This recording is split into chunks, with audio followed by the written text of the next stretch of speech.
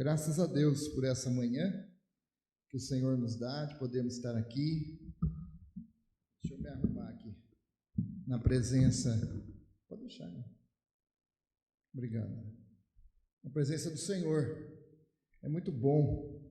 Estamos aí encerrando o ano, fizemos o culto de Natal hoje, porque você viu que já está faltando gente, já tem gente curtindo a vida doidada, já tem gente viajando. Semana que vem, mais pessoas aqui estarão viajando, e que bênção, né? Então, hoje nós antecipamos, teremos o culto normal, semana que vem, também uma celebração da vinda do nosso Senhor, né? Mas, então nós antecipamos, porque uma turma do louvor já vai estar viajando semana que vem. Você que não vai estar, venha, vamos celebrar o Senhor no próximo domingo também, que será o último culto deste ano, né? Não teremos o último domingo do mês, você vai estar com sua família reunida, também ceia de Natal, sempre lembrando, né, do sentido verdadeiro do Natal, que é o nascimento do nosso Senhor e Salvador Jesus Cristo. Estou muito feliz de ver o Edgar, família aqui, né? Eu mandei para ele ontem, mas esse homem trabalha demais. Aí eu falei assim, vou mandar, né? Provavelmente vai estar trabalhando, mas graças a Deus, muito obrigado, Edgar. Deus abençoe vocês estarem aqui conosco. Semana passada nós iniciamos aqui a série de reflexões, né? Nós vamos fazer 3 meditações no movimento de trevas, promessa e Salvador. E semana passada nós vimos que o mundo está em treva, o mundo e seu sistema, eles estão em trevas, e nós vemos isso, está diante dos nossos olhos, em tudo aquilo que é mal e que acontece, a qual o coração do homem foi contaminado pelo pecado, e então as trevas entrou, né? Nós vemos isso acontecendo no sistema em que rege o mundo, e isso de várias maneiras, seja ele no sistema político, seja ele no sistema econômico, ou até mesmo no consumismo, nos mostra que o mundo está em trevas, e também há uma trevas interior também, que causou que o homem foi criado para o que é bom, mas a desobediência do homem trouxe uma trevas interior nele, e ele vive em uma guerra com suas emoções, né? E também houve uma trevas no relacionamento, e nós vamos recapitular isso hoje, meditando sobre, após essas trevas, a promessa de Deus. Então, eu não sei se você já percebeu que um trailer de um filme é a promessa de algo que será entregue, não é verdade? Você vê um trailer de um filme ou de uma série, você sabe que algo será entregue. E nesse trailer, os diretores escolhem cenas fortes. Se for um filme de ação, é bomba, explosão, perseguição, né? Agora, se for um filme melancólico, é alguém sofrendo, né? E você já enche o olho de lágrima, né? Você já sabe que vai chorar vendo aquele filme, a garganta vai ficar apertada. Se for suspense, é aquele susto. Mas também todos eles vêm com uma trilha sonora forte, na verdade, que prende sua atenção nesse trailer. E você sabe, então, eu quero ver, porque de repente surge aquela mensagem, em breve nos cinemas. E aí você fala, preciso ver. Foi um trailer de 1 minuto, mas foi algo que me impactou, assim, porque ele tem uma promessa de que será entregue algo bom. O capítulo 3 de Gênesis, para mim, é como um trailer.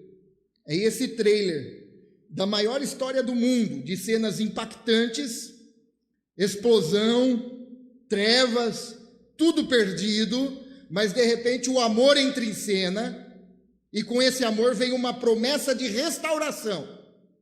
É isso que narra. Você olha um trailer de tudo aquilo que vai acontecer na narrativa bíblica, apontando para um nascimento de uma pessoa, Jesus, o nosso Salvador.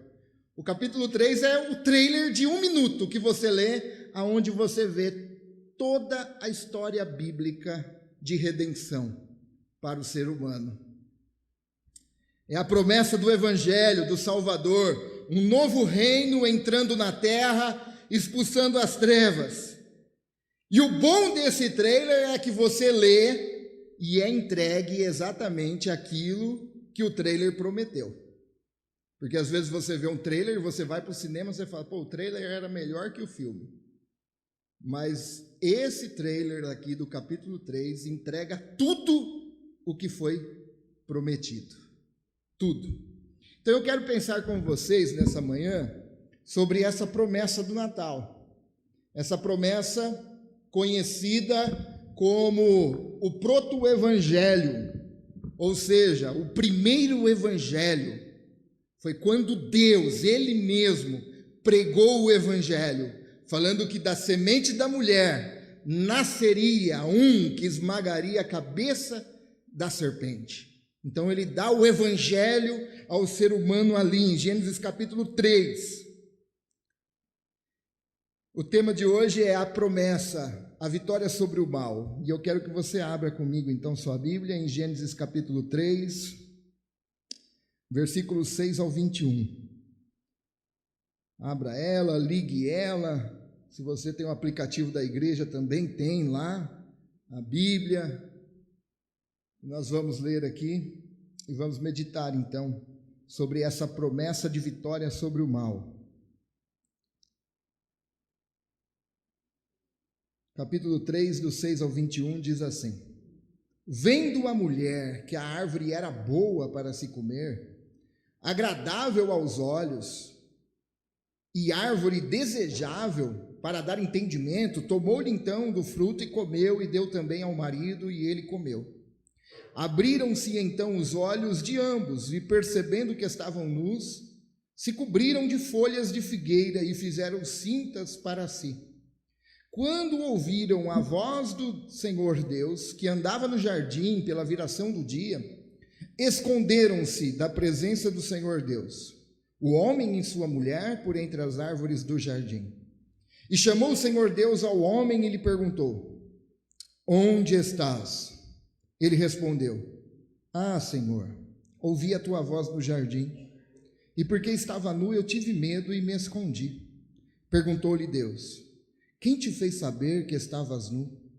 Comeste da árvore que te ordenei que não comesses? Então disse o homem: A mulher que tu me deste por esposa, ela me deu da árvore e eu comi, Senhor. Disse o Senhor Deus à mulher: Que isto que fizeste?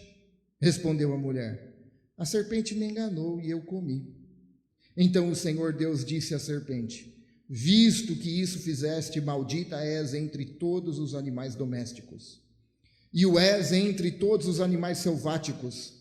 Rastejarás sobre o teu ventre e comerás pó todos os dias da tua vida. Porém, inimizade entre ti e a mulher, e entre a tua descendência e o seu descendente. Este ferirá a cabeça e tu lhe ferirás o calcanhar. E a mulher disse: Multiplicarei sobremodo os sofrimentos da tua gravidez. Em meio de dores darás à luz a filhos. O teu desejo será para o teu marido, e ele te governará. E a Adão disse: Visto que atendeste à voz da tua mulher, e comeste da árvore que eu te ordenara, não comestes, maldita é a terra por tua causa, Adão. Em fadigas obterás dela o sustento durante os dias da tua vida. Ela produzirá também cardos e abrolhos. E tu comerás a erva do campo, no suor do rosto comerás o teu pão, até que tornes a terra, pois dela foste formado, porque tu és pó, e ao pó tornarás. E deu o homem o nome de Eva à sua mulher, por ser a mãe de todos os seres humanos. Fez o Senhor Deus vestimenta para eles, para Adão e para sua mulher, e então os vestiu. Amém. Vamos fechar os nossos olhos, vamos fazer uma breve oração. Pai, em nome de Jesus, Senhor, perdoa nossos pecados, nossas falhas, nossas transgressões, e fala conosco nessa manhã. Tenha misericórdia de nós, que a tua palavra venha nos ensinar, em nome de Cristo. Tenha misericórdia da tua igreja.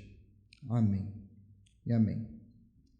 O texto que nós lemos relata a maior tragédia humana, a maior tragédia do mundo, não foi apenas a queda de Adão, não foi apenas um pequeno acidente. Na verdade, é desta tragédia que decorrem todas as outras tragédias. Seja ela os males no mundo, os males na natureza, né? Seja o coração do homem se torna mau, todos os sentimentos ruins vêm de uma tragédia, que é a queda do ser humano. E nós vamos destacar aqui, então, algumas verdades antes de vermos sobre essa promessa que Deus faz. E eu quero pensar aqui com vocês, primeiramente, 3 verdades que essa queda causa. Pois o pecado separou o homem de Deus. O pecado faz isso. Fez isso com Adão e faz isso conosco. O nosso pecado nos separa de Deus. Quando Adão desobedeceu a Deus e decidiu então ser dono do seu próprio destino, do seu próprio nariz, imediatamente então entrou em trevas. As trevas começou a reinar nele e em todo o sistema. Esse pecado que traz separação entre o homem e Deus, cria então de imediato uma barreira entre ele e Deus. E o pecado faz essa separação então, que Isaías diz em 59, versículo 2: as vossas iniquidades ou os vossos pecados fazem separação entre vocês e o vosso Deus, e os vossos pecados encobrem o rosto de vós, para que vos não ouça. E essa separação não é apenas uma separação na questão de distância, mas é uma separação na questão de rebeldia. O homem se torna rebelde, o coração do homem se torna rebelde, ele é propício para aquilo que é errado, e por ser propício àquilo que é errado, cada vez mais ele se distancia de Deus. Também o pecado separa o homem do próximo. Você vai ver aí no versículo 12 e 13, que de imediato Adão já transfere a culpa dizendo: ah, Senhor, foi a mulher que tu me deste. Ou seja, né, eu nem pedi, eu estava dormindo, né? Você me deu essa mulher e essa mulher fez isso comigo. A mulher também dá uma desculpa, transferindo a culpa para a serpente. E eu imagino a serpente, não vendo ninguém para transferir a culpa, carpe o gato, né? Mas a verdade é que acontece então uma trevas relacional ali entre os dois, um transferindo a culpa para o outro, e o pecado cria então essa fenda nas relações, e começou então a gerar conflitos, brigas, disputas, amargura, rancor, frieza pelo próximo. E é daí então que vem toda a falta de empatia de um ser humano pelo outro, por causa de uma coisa só: o pecado. O pecado separa o homem do próximo, mas também o pecado separa o homem de si mesmo, ou seja, do propósito a qual ele foi criado, pois o pecado trouxe juntamente com ele, no versículo 7, vem essa falta de propósito, ou esse buraco existencial, esse vazio existencial, que vem nesse pacote do pecado de Adão. Veio com ele culpa, veio com ele vergonha, veio com ele medo, e vem outras coisas, inferioridade, traumas. O ser humano está em guerra consigo mesmo, a todo instante. Ele está em guerra com seu coração, ele está em guerra com suas emoções. E então nós vemos no texto que o homem tenta criar a sua própria maneira de consertar as coisas. Eles percebem que estão nu, pegam folhas de figueira para se cobrir, mas eles não conseguem cobrir o medo, eles não conseguem cobrir a vergonha, eles não conseguem cobrir a culpa. Mas Deus já tinha uma forma, um plano de remover então a culpa, remover a vergonha, remover o pecado, e nós sabemos qual era esse plano. Jesus Cristo sempre foi o plano A de Deus. Deus nunca foi pego de surpresa. Jesus então aparece agora nesse primeiro o evangelho nessa promessa de Deus. E é aí que vem, então, a promessa da vitória de Deus sobre 3 aspectos que o Senhor nos dá por meio de Jesus Cristo. E isso que eu quero pensar com vocês. Primeiro é a promessa da vitória sobre o diabo, que por meio de Cristo nós então tomamos também parte dessa vitória. Não que nós possamos o derrotar, mas é porque Cristo o derrotou na cruz do Calvário e na ressurreição de 3 dias após morto.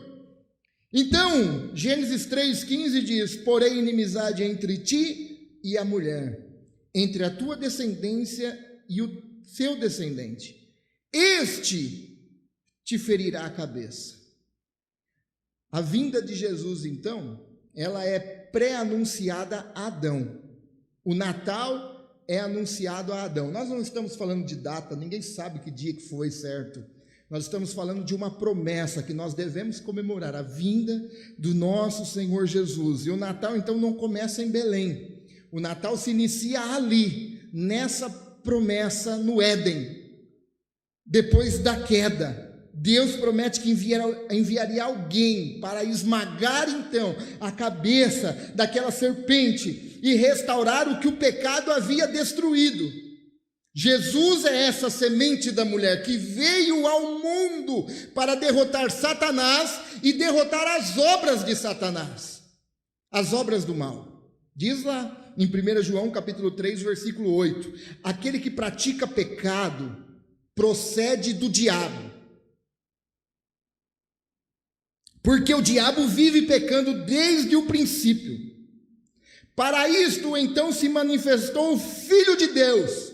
Para isso o quê? Para destruir as obras do diabo. Se o diabo, tudo que faz é mentir, enganar, influenciar as atrocidades que o homem causa, Jesus veio para dar início em um novo reino. Começar então essa destruição de tudo de mal que o diabo faz. Existe uma influência espiritual do diabo no mundo. Existe uma influência espiritual de Satanás no sistema do mundo. Mas será que por ser espiritual é apenas invisível, a gente não consegue ver? As obras do diabo não são apenas invisíveis, mas é visível, e nós vemos essas obras de Satanás em tudo aquilo que é mal. Ou seja, as obras do diabo pode ser a violência que destrói as famílias. As obras do diabo pode ser as ideologias que destroem as famílias. As obras do diabo pode ser as coisas que dão valores invertendo aquilo que de fato tem valor, que a Bíblia nos fala que tem valor. Elas são visíveis a nós. As obras do diabo é a inveja que corrói os relacionamentos. As obras do diabo é a inveja que leva as pessoas a cometerem as atrocidades contra o próximo. As obras do diabo podem ser as mortes brutais que nós vemos todos os dias pela frieza no coração do ser humano. As obras do diabo podem ser a corrupção que drena o que deveria servir ao povo. As obras de Satanás podem ser os desvios de dinheiro público que poderia servir para cuidar dos mais pobres. As obras do diabo podem ser enxergadas na corrupção das pessoas. Tudo isso é obra de Satanás. E é por isso que Jesus vem com o reino invertendo as coisas. Que na verdade o que tem valor é aquele que chora. O que tem valor é aquele que pacifica. O que tem valor é aquele que ama. O que tem valor é aquele que não pensa em si próprio. Mas ele veio para destruir as obras do diabo.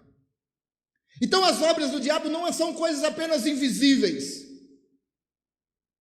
Elas estão diante dos nossos olhos, todos os dias. Se você abrir uma página na internet, se você ligar uma TV e assistir uma reportagem, se você ver guerras, se você ver o sistema que rege o mundo, você está vendo ali algo que o diabo faz.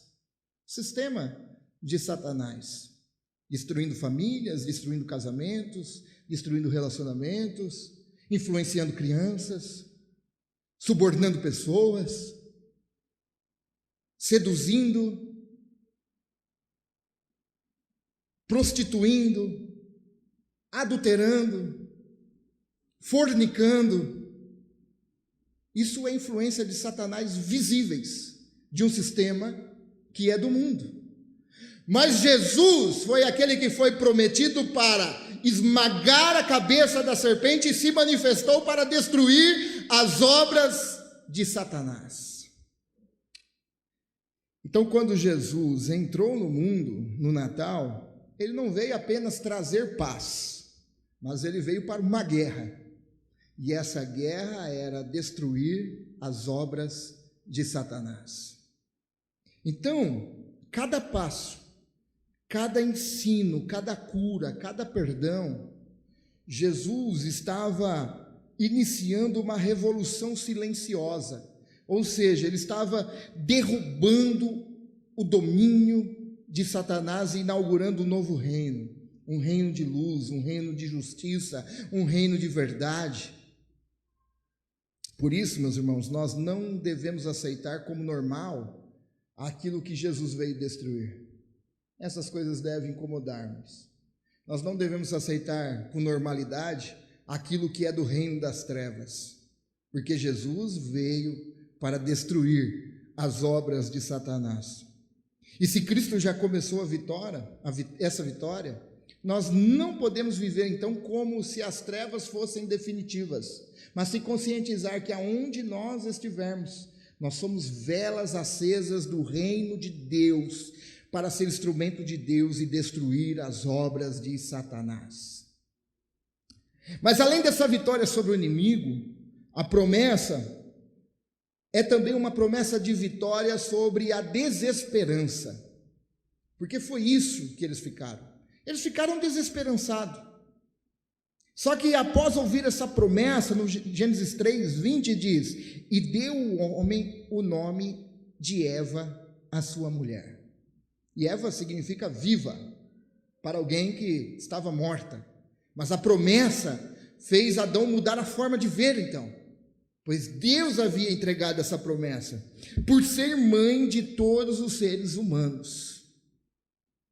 Após Adão então ouvir essa promessa de Deus sobre o nascimento de alguém que iria derrotar definitivamente a serpente que mentiu, Adão deu esse nome a Eva, e eu nunca tinha reparado isso, sabe, que Eva foi dado nome justamente após essa promessa de Deus. Nunca tinha parado para reparar isso.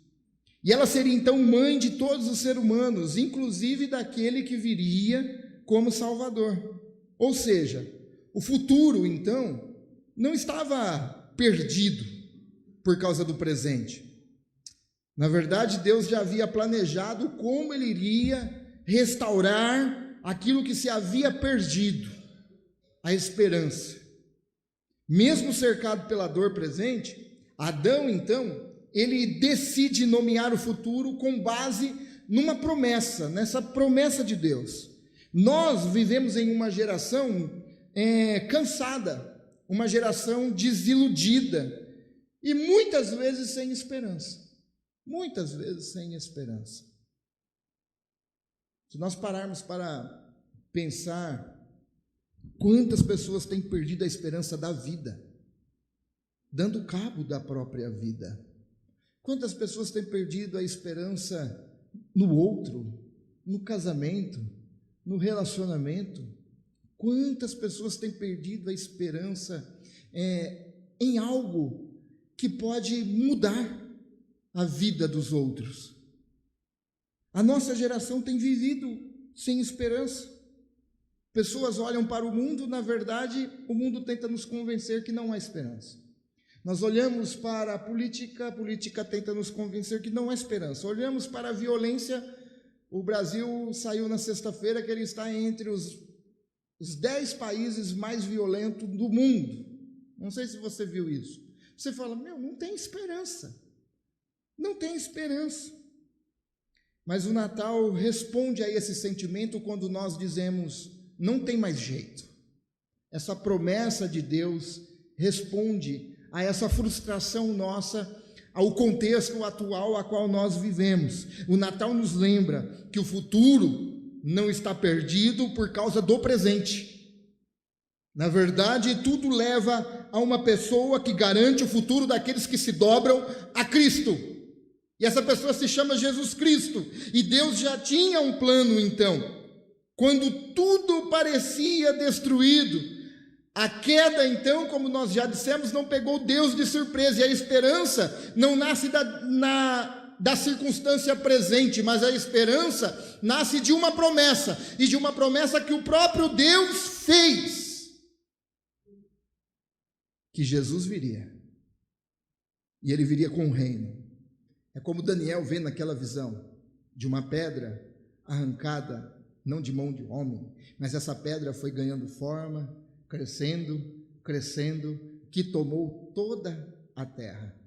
E nessa visão de Daniel, essa pedra é o reino de Deus, que vai se expandindo, e que chegará um momento em qual toda a terra será governada por ele, e juntamente nós, salvos em Jesus Cristo, estaremos com ele. A mensagem do Evangelho é uma mensagem de esperança. Às vezes as pessoas tornam algo tão pesado que as pessoas, quando olham para nós, não conseguem ver uma mensagem de esperança, conseguem ver uma mensagem chata, pesada, um fardo pesado. A mensagem do Evangelho não, a mensagem do Evangelho é esperança. Esperança. O Natal é esse anúncio de que Deus não desistiu da humanidade. É a certeza que por meio de Cristo a esperança foi restaurada. Em Cristo nós encontramos esperança, porque Tito diz no capítulo 1, Jesus é a nossa esperança. Ou seja, tem até um ditado, que diz: a esperança é a última que morre. A esperança do crente não, ela morreu e ressuscitou ao terceiro dia para nunca mais morrer. Jesus, a nossa esperança. Essa é a promessa de vitória para os desesperançados, que estão sem esperança na vida, sem esperança nos relacionamentos, sem esperança no mundo. A mensagem é: Jesus é a esperança, e um dia ele virá novamente em glória e poder, e todo o reino será restaurado em Cristo Jesus. Ou seja, o nosso país não estará mais entre os 10 mais violentos do mundo, porque Jesus virá e estabelecerá a paz por completo. Nós não seremos mais um terceiro mundo, não existirá mais no mundo pobreza, fome, injustiça, nada disso, porque existe só um governo que vai acabar com essas coisas, e é o governo de Cristo Jesus. Não é o governo de nenhum ser humano, é o governo de Cristo Jesus. Mas temos ainda uma terceira vitória, e essa é a que garante então todas as outras vitórias. É a promessa da vitória sobre o pecado. Os homens caíram, Adão e Eva desobedeceram, e eles tentaram então tapar a nudez. Mas Deus, versículo 21, fez o Senhor vestimenta de peles para Adão e sua mulher, e os vestiu. Eles tentaram tapar a vergonha, mas de nada adiantou, pois não seria pelo esforço deles que toda a culpa seria removida, não seria pelo esforço deles que o medo seria removido ou a vergonha seria removida. Deus então fez vestes de animais, apontando então simbolicamente que ali seria o sacrifício substitutivo de Jesus por nós. Ou seja, não é pela força do nosso braço, não é pela nossa capacidade intelectual, não é pela nossa conta no banco, não é nada disso que consegue remover o grande problema do ser humano. Só há um jeito de ser solucionado isso, é se dobrando diante de Jesus Cristo e confessando Ele como o único e suficiente Salvador da nossa vida. O nome disso, sabe como é? Graça. Se chama graça. Ele não diz assim para eles: tentem mais, tente se cobrir mais. Deus não diz isso para ele. Deus não diz assim para ele, se esforcem mais. Não. Deus não diz para ele, se tornem merecedores. Quando vocês forem merecedores, toda a culpa vai ser removida. Não. Deus não diz nada disso. Ele apenas faz por eles. Isso se chama graça. Deus fez por nós aquilo que nós não poderíamos fazer. Ele removeu o nosso pecado por meio do Filho Jesus Cristo na cruz do Calvário. Muitas pessoas ainda, meus irmãos, muitas pessoas ainda estão tentando se cobrir com religiosidade falsa, transmitido para os outros que eles são mais santos que os outros, são melhores que os outros, com arrogância, ligando para coisas pequenas, tentando tapar na verdade o que na verdade é muito grande, pecado. Muitas pessoas tentam remover essa culpa por meio de aparência falsa, passando uma imagem daquilo que ele não é, para provar para si mesmo e para os outros que ele é merecedor. Muitas pessoas tentam, por meio do sucesso ou por justificativas, ou então até mesmo pela negação do pecado. Mas nada disso pode remover, nada disso é capaz de cobrir o pecado. A única forma é tomando para si aquilo que o próprio Deus fez, graça, confessando Cristo Jesus como Salvador. Esse é o verdadeiro sentido do Natal. A mensagem do Natal é confiar que Cristo já fez o suficiente para você ser salvo. Basta você agora obedecer a Deus, sem falsidade religiosa, sem tentar esconder aquilo que de fato você é, para os outros e para si mesmo, mas confessar Cristo e obedecê-lo. É isso. Isso se chama graça. O Natal nos lembra que nós não somos salvos por aquilo que nós conseguimos esconder, mas o Natal nos lembra que Deus decidiu cobrir o nosso pecado, a nossa vergonha. O que você deve fazer? Entregar sua vida a Cristo. É isso. A única coisa que Jesus, Deus, lhe pede: entregue sua vida a Ele e tome posse dessa graça de Deus, esse favor imerecido. Para concluirmos, Gênesis 3 começa com queda, começa com vergonha, começa com medo, mas ele não termina em desespero. Esse é o trailer da narrativa bíblica. Começa com escuridão, mas termina com luz. Termina com promessa, termina com esperança, termina com graça. E por isso o verdadeiro sentido do Natal não é uma data específica, mas o verdadeiro sentido do Natal é a certeza de que Deus venceu o mal, restaurou a esperança, nos cobriu com graça e nos chamou para ouvir essa mensagem do Evangelho poderosa e anunciar essa mensagem do Evangelho poderosa. Então, o que nós levamos para casa hoje, diante desta reflexão? Primeiro, não normalize o mal que Cristo veio para destruir. Não normalize isso. Não é normal.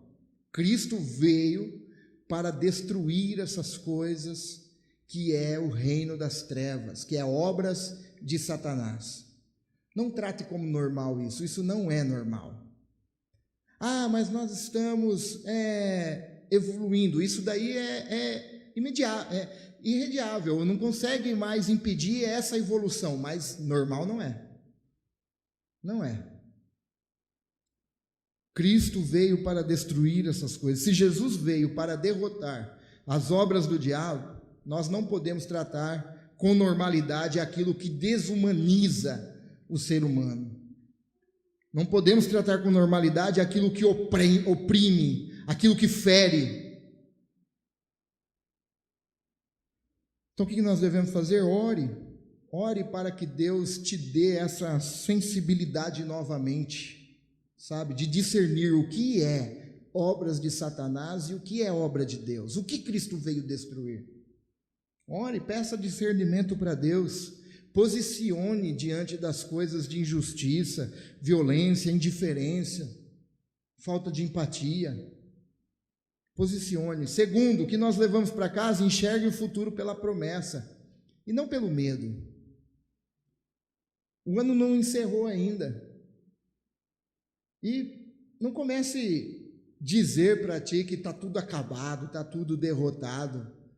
Não olhe através da lente do medo, olhe através da lente da esperança, de que Cristo é a sua esperança e Ele pode mudar todas as circunstâncias, todas as coisas. Adão escolheu crer na palavra de Deus acima da circunstância. Então pare de definir a história apenas pelo tempo presente que está difícil, mas olhe com esperança, creia que Deus ainda está escrevendo algo novo na sua vida e que tudo pode mudar, tudo pode mudar. Terceiro, pare de tentar cobrir a culpa, mas receba a graça, em nome de Jesus. Para de dar o seu jeito, sabe? Estourou alguma coisa aqui ou não? Só vi um clarão. Fosse arrebatamento, hein?